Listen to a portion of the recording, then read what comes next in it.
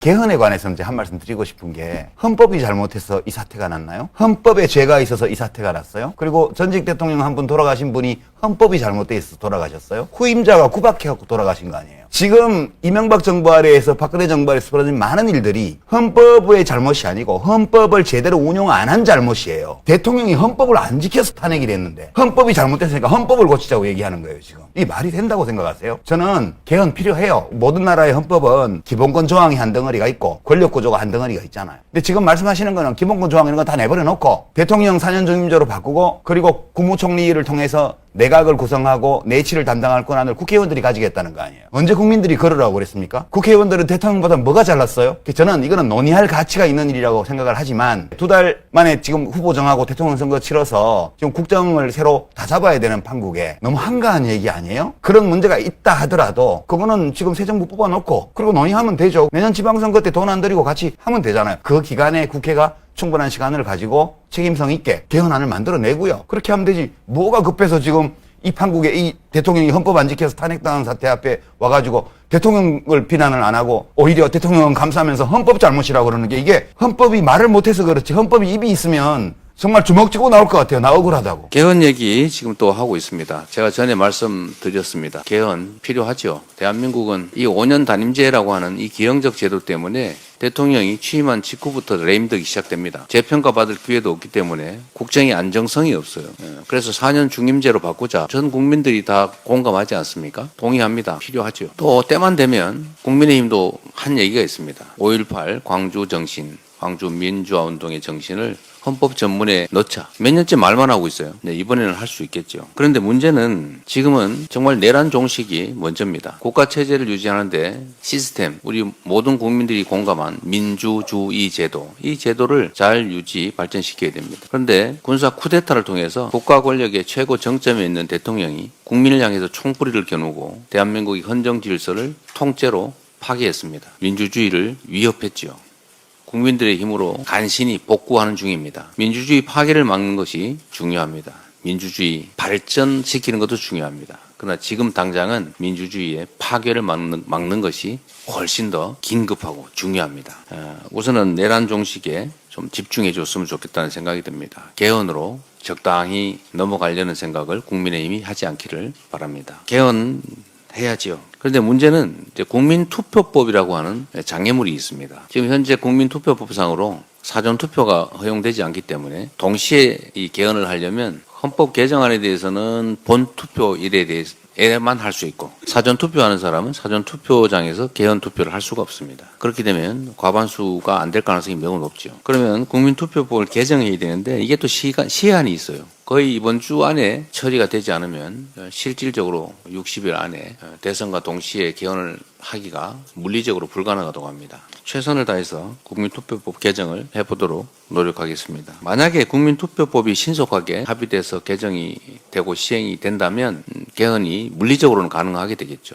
그런데 이 개헌 문제를 가지고 일부 정치 세력들이 기대하는 것처럼 논점을 흐리고 내란의 문제를 이 개헌 문제로 덮으려고 하는 그런 시도를 하면 안 되겠습니다. 그러나 5.18 정신, 광주 정신을 헌법 전문에 게재하는 문제, 또 계엄을 요건을 강화해서 함부로 남용해서 친위 군사 쿠데타를 할 수 없게 하는 것, 이거는 국민의힘도 반대하지 않을 거라고 봅니다. 광주 5.18 정신 역시 권력자들에 의한 친위 쿠데타를 역사적으로 경험한 우리 국민들이 그 현장에서 싸워서 이겨낸 그야말로 민주주의의 핵심 정신이라고 하겠습니다. 5.18 민주화 운동에 관한 5.18 정신, 그리고 계엄 요건 강화 정도는 국민투표법이 개정이 돼서 현실적으로 개헌이 가능하다면 곧바로 처리할 수 있을 것 같습니다. 내란 종식, 내란 극복을 지금 당장 중요한 과제로 추진한다는 측면에서 할 수 있는 일이라고 생각됩니다. 그 외에 대통령의 4년 연임제 또는 중임제, 또 감사원의 국회 이관, 또 국무총리 추천 문제, 추천제 도입, 또 결선 투표제, 지자치분권 강화, 또 국민의 기본권 강화, 이런 것들은 매우 논쟁의 여지가 커서 실제로 결과는 못 내면서 논쟁만 격화되는, 또 어쩌면 국론 분열의 원인이 될 수도 있습니다. 이런 복잡한 문제들은 각 대선 후보들이 국민에게 약속을 하고 대선이 끝난 후에 최대한 신속하게 개헌을 그 공약대로 하면 될 것 같습니다. 결론적으로 말씀드리면 지금은 개헌도 중요하지만 민주주의, 더 나은 민주주의도 중요하지만 민주주의의 파괴를 막는 것, 민주주의, 파괴된 민주주의를 회복하는 것, 내란 극복이 훨씬 더 중요한 과제다라는 점에 초점을 맞춰주시기를 부탁드립니다. 우리는 각자 자기의 주장이 있지만 자기가 옳다고 믿는 것을 시대정신이라고 함부로 단정하거나 또는 그것이 국민의 뜻이라고 이야기하지는 말아야 된다고 봐요. 저는 지금 권력 구조 문제에 관해서 왜 국민들의 대통령제 선호도가 이렇게 높을까? 이렇게 보면 지난 한 20년 동안에 권력 구조 문제에 대한 국민 여론이 어떻게 변해왔는지 한번 살펴보십시오. 거의 변화가 없습니다. 이게요, 사실은 우리가 의원내각제를 안 해본 게 아니고 1960년, 61년도에 해봤고요. 나머지 대통령제, 제대로 된 대통령제는 아니었지만 최근에 한 30년 동안 해봤죠. 그리고 대통령들이 탄핵을 당하고 뭐 그렇게 하는 와중에도 꾸준히 여하튼 연임제든 중임제든 아니면 현행 5년 단임제든 간에 대통령 중심제에 대한 지지 여론이 항상 3분의 2 내외를 차지해 왔어요. 왜 이럴까 이렇게 보면 저는 이제 원인이 두 가지라고 보는데요. 우선 첫 번째는 이 내각제 자체가 우리한테 안 맞다고 생각해요. 많은 국민들이. 이게 1990년 3당 합당 때도 이 내각제 개헌을 고리로 해서 3당 합당을 해서 거대 여당을 만들었죠. 1997년도에 DJP 연합을 대선 때 할 때에도 이 내각제 문제가 나왔습니다. 국민들이 모르지 않아요. 이 내각제와 대통령제의 차이를 실제로 겪어봤고 많은 논의를 봐왔기 때문에 알아요. 그래서 해볼 때 우리의 역사적 경험으로 보거나 또는 현재 우리나라의 상황으로 보거나 또는 현행 대통령 직선제 혹은 대통령 중심제의 헌법 권력 구조가 전 국민적인 투쟁으로 쟁취한 거라는 그런 귀속감? 그런 것도 있는 것 같아요. 그게 하나의 원인이고요. 똑 떨어진 주제이긴 한데 개헌은 어떻게 생각하세요? 제가 어제 사실은 114페이지 이 원본을 다 읽어야 되겠다. 그래서 어제 국회에 나갔어요. 2시에 했는데 의원실 의장이 갑자기 개헌을 한 거예요. 그래서 읽는 걸 이걸 밤에 읽어야지 하고서 제가 페이스북에 이건 내가 먼저 써야 되겠다. 난 반댈세. 이렇게 해서 지금은 내란 종식 이게 집중할 때지 개헌을 논의할 때가 아니다. 왜 그러냐면 제가 알베르 까미 얘기를 참 많이 했는데요. 프랑스 공화국은 관용으로 건설되지 않는다. 오늘의 죄를 벌하지 않는다면 내일의 범죄에 용기를 주는 거다. 까미가 유명한 말이거든요. 그래서 프랑스는 나치 부역자들을 철저하게 척결을 했어요. 그래서 80년대까지 하다 보니까 국민들이 이제 그만하고 용서하고 화합하자. 그래서 관용의 나라가 된 거거든요. 우리는 한 명도 못하지 않았습니까? 저는 이번 계기로 해서 내란 세력을 척결해야 된다. 그래서 역사청산을 하여튼 노력을 해야 된다. 이렇게 생각을 하고 그래서 저는 내란당은 대선 후보를 낼 자격이 없다. 대선 후보 내지 마라. 그리고 실제로 지금의 국민의힘을 위해서라도 그거와는 단절해야 되거든요. 그렇지 않으면 실제로 해산해야 된다. 그러려면 거기에 집중해야 된다. 그리고 법사위에서도 지금 신속하게 해야 될 세 가지가 있습니다. 명태균 게이트. 명태균 씨 몇 번 법사위 출석하라고 잘 안 됐거든요. 근데 해야 되고 또 최상목 탄핵 심판 청문회 해야 되고요. 그리고 심우정 쌀 채용 비리 의혹 그것도 조사를 해야 되고 이런 과제들이 남아 있어요. 이 과정이 이런 청산한 작업인데 개헌을 하게 되면 어떻게 되냐면 개헌 특위를 구성하게 돼 있어요. 그럼 여야로 구성되게 돼 있어요. 그러면 척결의 대상이 아무 일이 없다던 듯이 와서 테이블에 앉아 있는 거예요. 그렇죠. 그래서 정의와 불의가 앉아 있는 것처럼 선과 악이 앉아 있는 것처럼 그래서 면죄부 도피처를 주는 거예요. 그리고 이런 국면을 덮어버릴 수 있고 그래서 이거는 저는 개헌은 언젠가는 해야 되지만 TPO에 맞지 않는다. 그래서 왜 이런 얘기를 하냐. 그래서 저는 강력하게 반대한다. 그래서 페이스북에 5가지 이유를 들었었는데 그랬더니 많은 분들이 제 글을 봤는지 반대의 글을 올려서 물 건너갔어요. 그리고 할 수도 없고 그리고 어제 보니까 최근 들어서 저한테 가장 많은 문자를 보내셨어요. 정청래 의원님 탄핵시켜 주셔서 감사합니다. 이건 몇 통이 없었는데 어제는 절대 안 됩니다. 이러면 안 됩니다. 큰일 납니다. 오히려 탄핵 선고 때보다 예. 개헌 얘기로 빠져들어가면 안 된다는 얘기를 걱정이죠. 걱정. 그렇죠. 예. 탄핵 되고 나서 저한테 얼마나 문자를 보냈겠어요. 의원님 고맙습니다. 뭐 고생하십니다. 근데 그거에 몇 배가 들어온 거예요. 어제 낮부터. 이게 민심이다. 맞아요. 민심을 이길 장사는 없어요. 제가 얘기했잖아요. 명언을 정권은 짧고 국민은 영원하다. 정권과 국민이 싸우면 끝내 국민이 승리한다. 이번에 국민 승리한 거 아닙니까? 한덕수 씨에 대한 그 탄핵 소추 기각한 거 있잖아요. 아, 그거가 그거는 진짜. 판결문을 보면 정말 수준 이하입니다. 맞아요. 그게 논리적으로 정합성도 없고. 예. 근데 어떤 놈이 무슨 불을 질렀는데 옆에 있던 사람이 빨리 껐어. 그래갖고 조금밖에 안 탔어. 그러니까 방화죄로 처벌할 정도는 아니다. 이 얘기한 거랑 똑같잖아. 그게 말이 됩니까? 최상목이 둘이 임명했으니까 문제가 많이 완화됐대. 그런 판결문을 어떻게 쓸 수가 있어요? 그렇지. 그래서 저는 그거 이렇게 보면서 맞아요. 이것도 이상한 판결이다. 예. 이것도 어떤 정무적인 판단 또는 아. 내부에서의 이 대통령 탄핵 사건을 잘 처리하기 위한 어떤 내부 합의를 도모하기 위한 절충이었을 수 있다고는 생각해요. 그러면 안 되잖아. 그러나 그렇게 교과서에 실리면 욕먹을 만한 그런 판결문을 쓰면 안 되는 거고요. 안 되잖아. 그다음에 그렇게 결정을 함으로써 이 헌법재판관들이 헌법은 그냥 고위공직자들이 좀 어기면서 살아도 괜찮은 거야. 그걸 알려줬어 맞아. 이번에. 적당히 어? 잘못하는 거. 아니 그럼. 헌법은 그냥 좀 위반하면서 하는 거야. 그래도 돼. 이렇게 승낙한 거다. 승낙한 거죠, 그러니까 실제. 헌법의 엄중함과 헌법재판소에 대한 신뢰, 권위. 헌법재판소의 어떤 권능 이런 것들을 스스로 해친 거거든요. 그렇지. 그래서 저는 그거는 헌법재판관들께서 한번 제가 뭐 그분들 알지도 못하니까 뭐 전할 방법도 없지만 돌아봐야 돼. 이러시면 안 돼요. 이러시면 안 돼. 헌법은 지엄한 최고의 법이에요. 네. 예. 아 근데 뭐 틀린 평가가 하나도 없습니다 진짜. 맞아. 네. 이 정도는 뭐 어겨도 파면은 안 돼. 어차피 요런 그 시그널 줬잖아. 그러니까 지금도 날마다 헌법 위반하고 있잖아. 저기 한독수가 돌아와가지고 한덕수. 지금 걸어 다니는 위헌, 맞아요. 걸어 다니는 헌법 위반들이야 전부 다. 그렇죠. 아니 그러니까 헌재가 그런 결정을 하니까 너무 뻔하고 너무 당연한 건데도 내가 불안했던 거잖아. 맞아요. 그러니까 최상목이는 빨리 탄핵해서 보내버려야 되고요. 예. 저 직무유기로 처벌도 해야 돼요. 맞습니다. 네.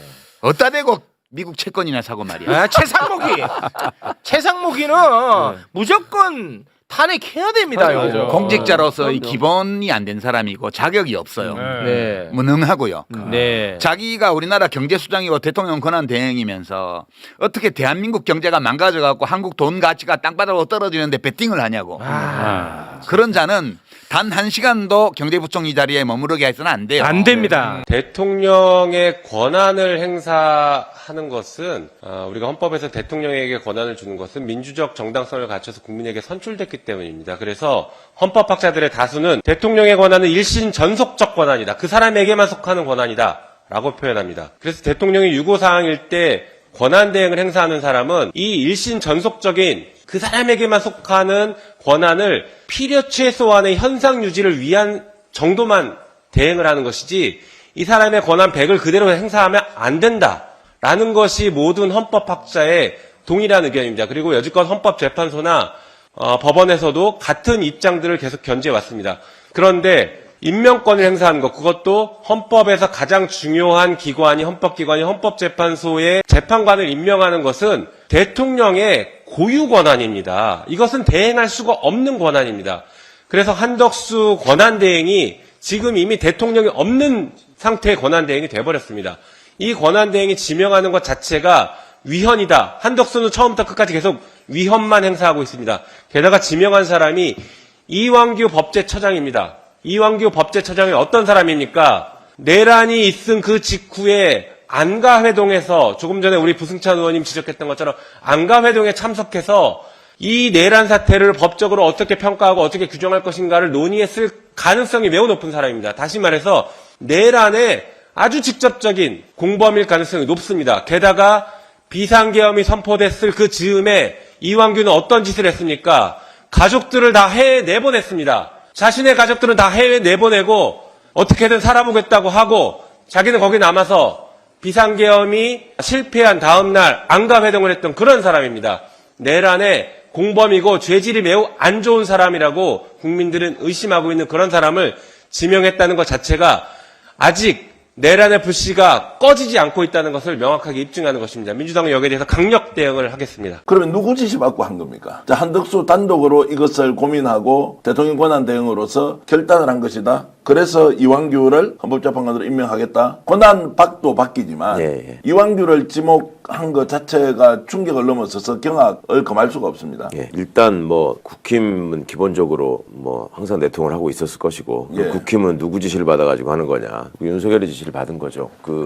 이완규 문제는 이번에 처음 제기된 게 아니라 지난번에 이종석 헌법재판소장이 퇴임하고 나서 헌법재판소장 후임자와 관련해서 그 국회목 추천이 있었을 때부터 국힘이 이완규를 지명할 때는 헌법재판소장으로 동의해달라라는 얘기를 계속 해왔던 자거든요. 근데 그러고 있던 차에 내란이 발생했고 거기에 또 그 공범으로 지목되는 사람 아닙니까? 나중에 그 안가 회동에도 참여하고 휴대폰도 바꾸고 뭐 너무너무 냄새가 풀풀 나는 사람이고 그간의 경력이나 이런 걸 봐도 윤석열이하고 대학 동기, 연수원 동기, 윤석열 변호인 뭐 이런 사람인데 누가 봐도 뻔한 것이고 함상훈의 경우에도 갖고 있는 그 특유의 아주 그 수구지향적인 사고 때문에 계속 뭐 대법관 후보 뭐 이런 걸로 언급이 되던 사람이죠. 그간에 했던 판결도 그 약자나 서민에게는 아주 가혹한 판결, 그리고 정치적인 사건에 있어서 대표적으로 나왔던 게 이제 김경수 지사에 대한 실형 선고 이런 걸로 유명한 사람인데, 한덕수 씨가 이 두 사람에 대해서 무슨 개인적으로 조사를 하거나 검증을 하거나 이런 거 할 수 있는 능력도 없고 알지도 못하는 사람일 텐데 이렇게 했다는 것 자체가 이제 내란 세력이 얼마나 지금 계속 준동하고 있는가를 보여주는 일이라고 생각합니다. 자, 파면 결정을 그러면은 적극적으로 수용하지 않는다. 예. 그래서 윤석열이 배후에서 자, 헌법재판관 당신 권한이니까 임명하라. 고하니까 그냥 감행해버렸다. 사실은 한덕수가 스스로 그 마은혁 재판관을 포함한 세 사람의 재판관을 한덕수는 세 명 다 임명 안 했었잖아요. 네. 그때 얘기했던 게 쥐가 국민 앞에 앞에 서서 얘기했던 게 대통령 권한대행의 권한 행사는 가장 소극적으로 해야 되기 때문에 예. 자기가 이걸 임명할 수 없다라는 식으로 갖다 붙였거든요. 근데 이건 임명도 아니고 지명이에요, 지명. 아예 대통령 권한을 행사하는 거예요.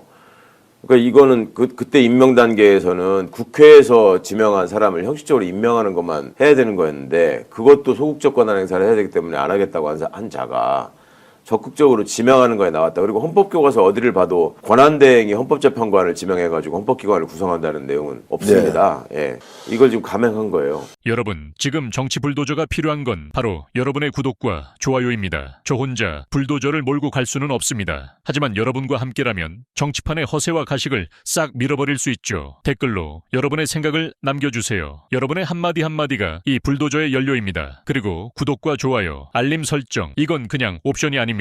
필수입니다. 안 누르면 허세 가득한 정치판이 그대로 굴러갑니다. 여러분이 좋아요와 구독 한번 눌러주시면 저는 더 강력하고 더 시원한 팩폭으로 보답하겠습니다. 시청해 주셔서 정말 감사합니다. 이제 행동으로 보여줄 때입니다. 끝까지 함께 가며 제대로 된 결과를 만들어냅시다.